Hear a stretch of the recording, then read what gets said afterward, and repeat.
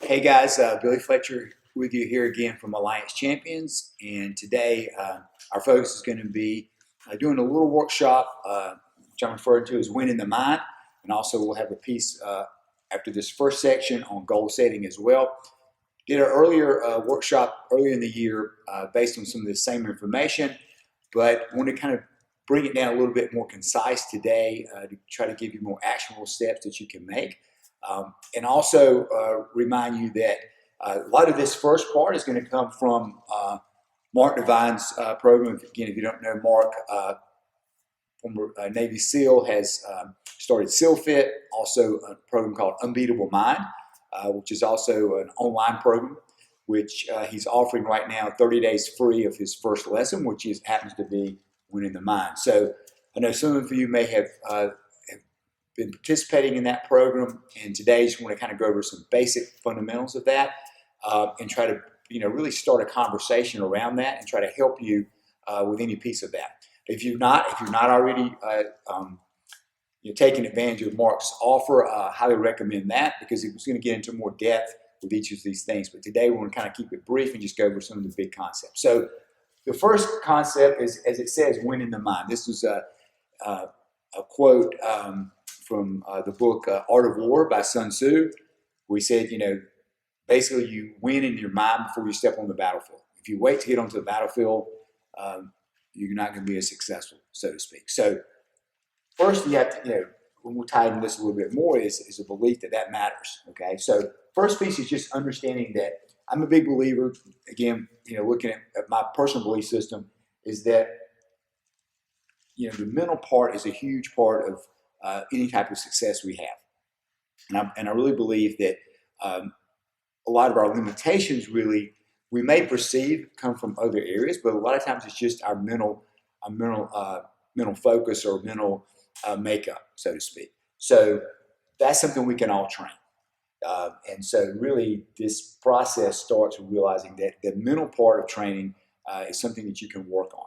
So winning in the mind is really kind of based on that. Like, I do have control of that. And so the second part you see here is lack of control. So especially right now with, for a lot of us, the situation with, COVID-19 and so forth, it's really changed.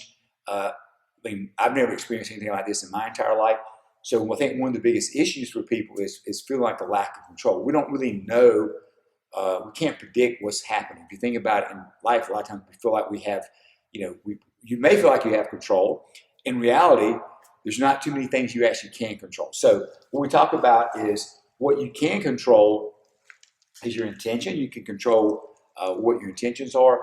You can control your attention, is what you put your focus on. You can control your emotions, and then you also can work on physiological balance. So those are things you can work on. You can't control, although, sometimes I think we all do this, we can't control other people. We can only control ourselves and how we respond to certain things. So that's really, when you think about it, but also realize that you do have that control. So everybody's different. That's the whole, part of this whole process. But, some people may, feel like they I don't say control freaks, but they may feel like they have to control everything, okay? And that can be burdensome because really they can't, And so on the other side, you may have someone who feels like they don't have any control. And really, that's kind of what this, to me, addresses, is that we do have control, but we only have control so much. And if you kind of break it down and really simplify it, it's really, if you can think about those four things. So again, intention, attention, emotions, and physiological balance. And then if you look at each of those things, you may find that some of those things may, if you look at it on an individual basis, some of those things may be, you may feel like you have more control of than others. So emotions is a big one. I think if you even watch some professional athletes, we've seen it, especially the last few years, that you think those guys would be very mentally in the game, and then if you see them losing their control in a game or whatever, and they cost their team the game. So that's an example of, like, everybody has that, right? So it's not, but it is something you can work on. Okay, we drop down to the next one here. Just kind of looking at a little bit about how the brain works in general. So you have, if you think of it like Mark refers to it as the brain zoo. So you have three, parts there. You have the reptilian brain, which is more like your autonomic nervous system. So, or autonomic part of your body. So things that we don't really, you can, with a lot of work, you can start to control some of the things. But let's think like heart rate, for instance. Your heart just beats. You don't have to think about it. Okay. With practice, you can also control sometimes the rate through your breath and so forth. But for the most part, most people don't, that's not something that you're consciously controlling. Mammalian brain is going to be more like, your memory and so forth. And then monkey brain is going to be like our executive function. So when we talk about training, we really start with that monkey mind. It's like if I can get control over my thoughts, then I can start to move forward and really work on the mental side of things, okay? So, and part of the way, we talk about doing this, especially in the Unbeatable Mind program, what Mark's teaching in that first lesson, is through the witness process. So he talks about, again, he gets more in depth in his program, but if you look at the witness process, really, I refer to it as more like contemplation. It's observing your thoughts.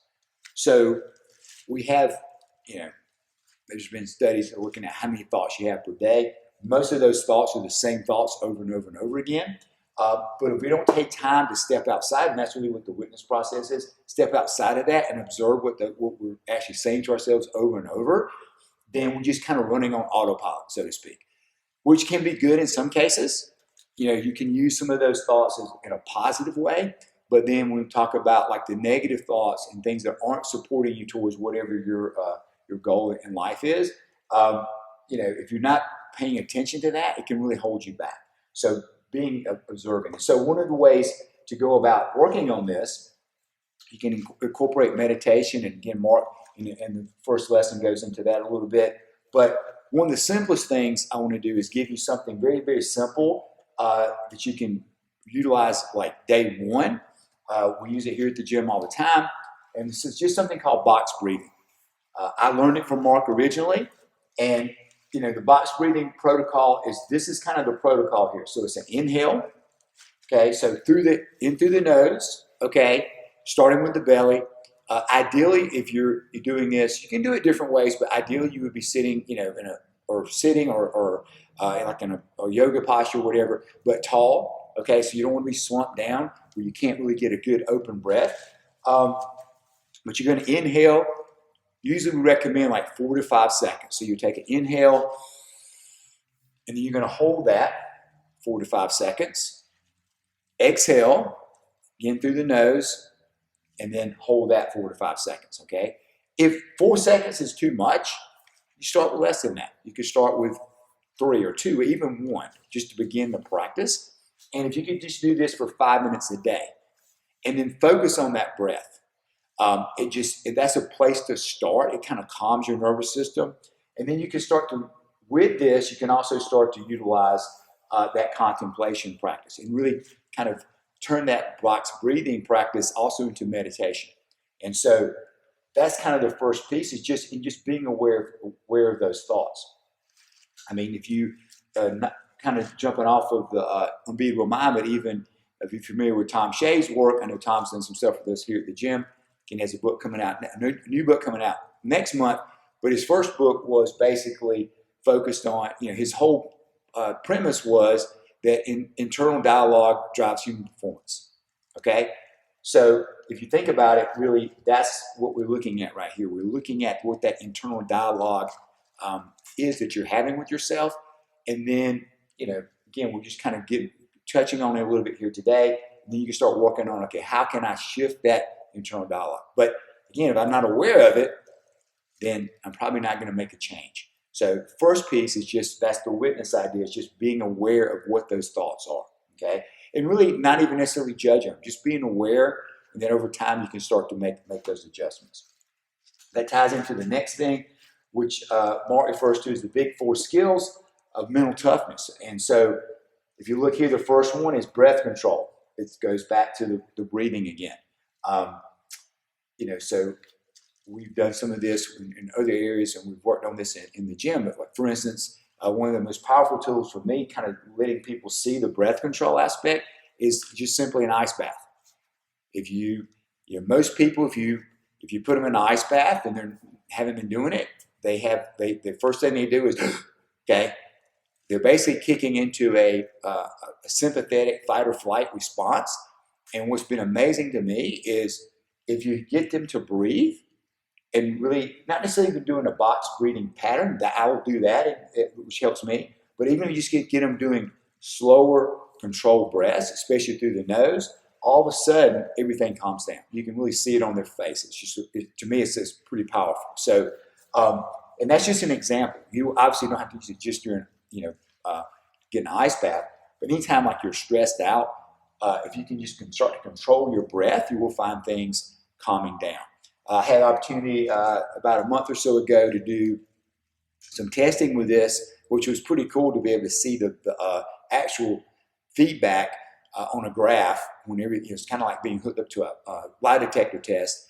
And, never had a lie detector test before, but from TV, that's what it looks like. You've got sensors hooked up all over, and then you're using your breath and then doing some training with that and seeing how those things, how the heart rate comes down, how your basically your heart rate variability and your heart rate itself are kind of connecting, and it's all through the breath. And so it's pretty powerful stuff. Okay, mental control. We talked a little bit already.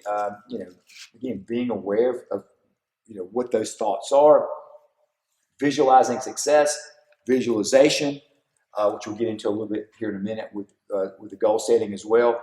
And then the last one is goal setting. So those are kind of looking at some of the skills you can incorporate to work on winning in the mind. And so again, all this comes from Mark's first lesson. I highly encourage you, if you haven't already, if this resonates with you, take advantage of that and use some of Mark's work.